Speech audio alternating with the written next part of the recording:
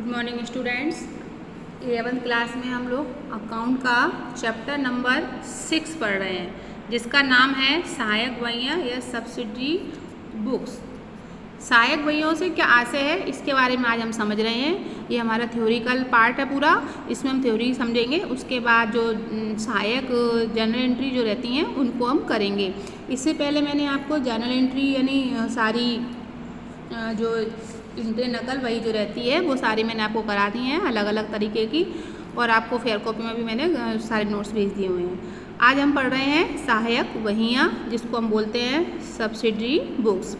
सहायक बहियाँ क्या होती हैं? देखो, सबसे पहले क्या होता है कि जो छोटे प्रकार के व्यापार होते हैं जिसमें जो लेन देन होता है, यानी जो व्यापार के संबंध में जो ट्रांजैक्शन होते हैं वो ट्रांजैक्शन एक सीमित क्षेत्र में होते हैं, यानी ज़्यादा लेन देन ना होकर कम होते हैं। तो उस संबंध में तो नकल बही में सुविधापूर्वक कार्य, मतलब जब भी छोटे व्यापार में जो लेन देन होते हैं उन लेन देन को हम जर्नल एंट्री के माध्यम से आसानी से लिख लेते हैं। लेकिन क्या होता है कि मान लो अगर व्यापार जो बड़े पैमाने का व्यापार है उसमें लेन देन बहुत अधिक है और मतलब हमारे जो डीलर्स हैं, कस्टमर अधिक संख्या में है, तो उस कंडीशन में कि जो नकल बही होती हैं वो अधिक मात्रा में होती है, उनकी संख्या बढ़ जाती है। ऐसी स्थिति में सभी व्यवहार यानी सभी ट्रांजैक्शन का लेखा करने के लिए एक नकल बही एक तरह से मुश्किल हो जाती है। उसमें हम सभी जो व्यवहारों का लेखा नहीं कर सकते, उसमें कठिनाइयाँ आती है। ऐसी स्थिति से बचने के लिए हमको क्या करना पड़ता है कि उस नकल बही को यानी उस जर्नल एंट्री के कई पार्ट बना देते हैं, यानी छोटे उनके उप विभाजन कर देते हैं, यानी एक छोटी छोटी नकल बहियों को उसी में हम जोड़ देते हैं। जिसी के बारे में हम पढ़ रहे हैं उसको हम बोलते हैं सहायक बही। यानी हम जर्नल एंट्री के पार्ट को जब अलग अलग भागों में बांट देते हैं तो उसे हम क्या बोलते हैं? सहायक बहियाँ। सहायक बहियाँ रखने से पुस्तक व्यवहारों को उनकी प्रकृति के अनुसार संबंधित बही में लिख दिया जाता है। इन्हें प्रारंभिक लेखे की बहियाँ भी कहते हैं।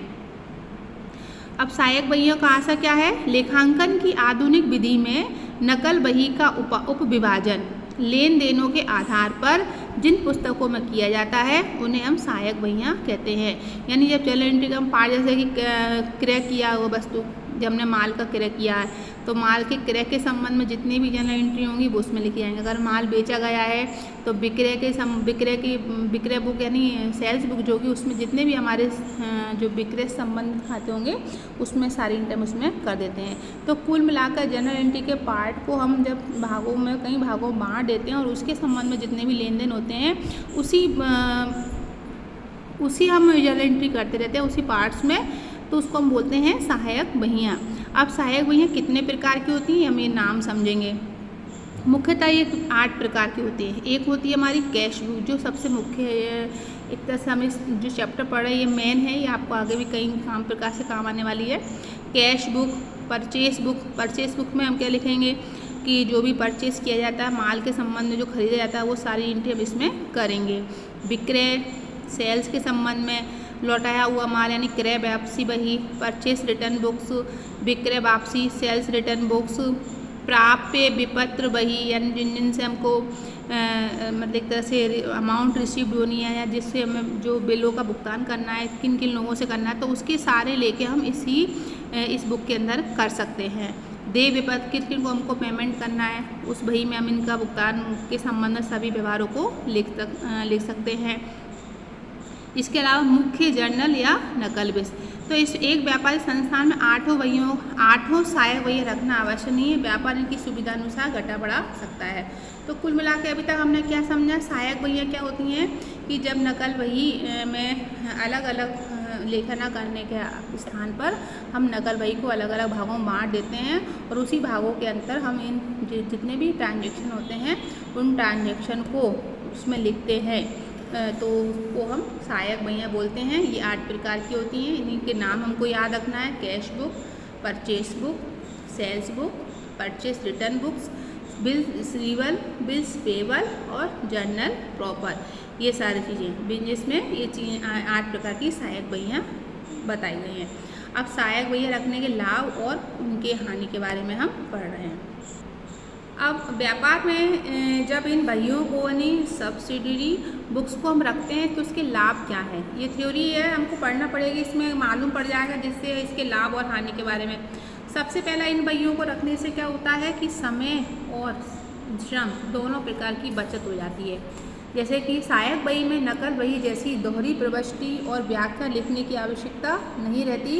इस प्रकार इन बहियों को रखने से समय और श्रम की बचत होती है। जब हम एंट्री करते हैं ना तो उसमें हमको क्या करना पड़ता है, डबल एंट्री करनी पड़ती है और उसका नरेशन भी लिखना पड़ता है। तो हर बार हम इस चीज़ को लेंगे तो हमारा समय भी जाएगा और मेहनत भी जाएगी। तो इसको क्या होता है कि एक बार अगर इस बुक से परचेज बुक में जितने भी हमने परचेज़ करा हुआ है उस परचेज़ के संबंध में जितनी भी हमारे व्यवहार होंगे उसमें हम एक बार उनका नाम लिख देंगे तो उससे हम उसकी जानकारी मिल जाएगी, है ना। तो समय और श्रम की बचत होती है। दूसरा है कार्य विभाजन। कार्य विभाजन में क्या बताया गया है कि लेन देनों का विभाजन, कितने लेन देन कितने अलग अलग प्रकार से हो जाने से एक व्यक्ति को एक ही स्वभाव के लेन देनों का लेखाकर्म सौंपा जाता है। इससे कार्य का बंटवारा हो जाता है और कार्य जल्दी पूरा हो जाता है। छल कपट की संभावना कम, यानी धोखाधड़ी एक तरह से व्यापार में जो कर्मचारी द्वारा धोखाधड़ी की जाती है क्रय के संबंध में, विक्रय के संबंध में, पेवर के संबंध में, तो इस प्रकार की धोखाधड़ी में भी बहुत कम संभावना रहती है। इससे छल कपट नहीं रहती है। विवरण प्राप्ति में सुगमता। भिन्न भिन्न लेन देनों के लिए उनकी प्रकृति के अनुसार बहियाँ प्रयोग में लाई जाती हैं। जैसे कि हमने बताया कि अगर हमको कितना माल परचेस किया गया व्यापार में उसके बारे में जानकारी लेनी है तो हम परचेस बुक को देखेंगे। कितना माल सेल किया गया उसके संबंध में अगर हमको जानकारी लेनी है तो हम सेल्स बुक देखेंगे। कितने बिलों का हमको भुगतान करना है, तो वो सारी चीज़ें हम इन बहियों में अलग अलग रूप में देखते हैं, जिससे क्या होता है सारी जानकारी हमको एक साथ आसानी से मिल जाती है। इसके बाद अशुद्धि, एक तरह से गलती होने की संभावना नहीं रहती है। अलग अलग खाते हम अलग अलग बुक्स में मेंटेन करते हैं तो गलतियां भी बहुत कम, एक तरह से बहुत ना के बराबर रह जाती हैं। अशुद्धियों की जांच में सुगमता। यदि किसी कारणवश किसी प्रकार की अशुद्धि हो जाए, यानी अगर हम जब अकाउंट मेंटेन करते हैं और किसी प्रकार से अगर किसी भी कारण से अगर कोई गलती पाई जाती है तो उस गलती को हम आसानी से सुधार सकते हैं। नकल बही में क्या होता है, पूरी हमको शुरू से देखना पड़ेगा। मतलब नकल बही में हमने क्या करते थे कि सभी एंट्रियों को एक साथ करते थे, जिसको हमको ढूंढने में समय लगता था कि हमने माल परचेस कहाँ किया, किस पेज पर किया है। लेकिन इसमें क्या रहता है कि जब हम अलग अलग अकाउंट्स बनाते हैं, अपनी अपनी अलग अलग बुक्स बनाते हैं, तो उसमें हमको ये समझ में आ जाता है कि कौन सी जगह गड़बड़ी पाई जाती है, माल खरीदने के संबंध में गड़बड़ी है या बेचने के संबंध में या बिलों के भुगतान करने का।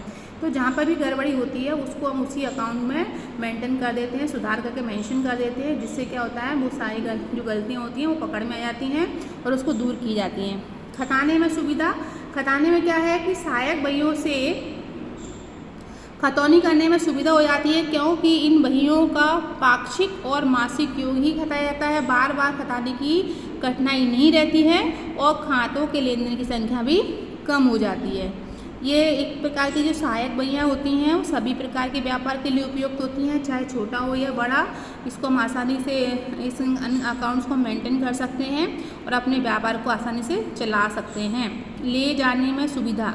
विभाजन हो जाने से सहायक बहियाँ कई हो जाती हैं, जिसका भार कम हो जाता है। बहियाँ हल्की हो जाने से उनको लाने और ले जाने की सुविधा भी कम हो जाती है। उठाने और रख रखाव में भी परेशानी नहीं रहती। हिसाब किताब में सुरक्षा रहती है और अगर एक व्यक्ति द्वारा एक ही प्रकार का कार्य किया जाता है तो उस कार्य करने में वह संपूर्ण हो जाता है, कुशलता उसे प्राप्त हो जाती है। जब कर्मचारी द्वारा एक ही प्रकार का काम करता है तो वो उस कार्य में निपुण हो जाता है और अपनी अच्छी कुशल कार्य क्षमता से वो कार्य करता है, जिससे अशुद्धि होने के चांसेस बहुत कम हो जाते हैं। तो इस प्रकार हमने इसमें क्या समझा कि सहायक बहियों को रखने से किस प्रकार के लाभ होते हैं। पहला लाभ है समय और श्रम की बचत होती है। दूसरा लाभ हमारा क्या है, कार्य को अलग अलग भागों में बांट जाने से कार्य विभाजन हो जाता है, जिससे कार्य जल्दी पूरा हो जाता है। छल कपट की संभावना नहीं रहती है, अशुद्धि होने की भी संभावना नहीं रहती है और किसी भी अकाउंट के संबंध में यानी विवरण प्राप्त करना है तो उसमें भी सरलता मिल जाती है, आसानी से ढूंढ लिया जाता है। अशुद्धियों की जांच में सुगमता हो जाती है, सभी व्यापारियों के लिए उपयुक्त है।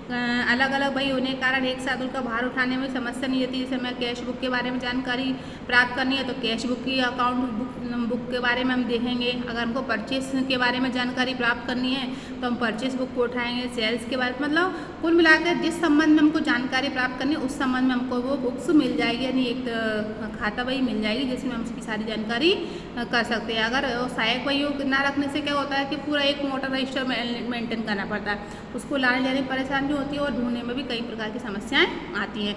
तो ये सारे लाभ थे हमारे सहायक बही के रखने के।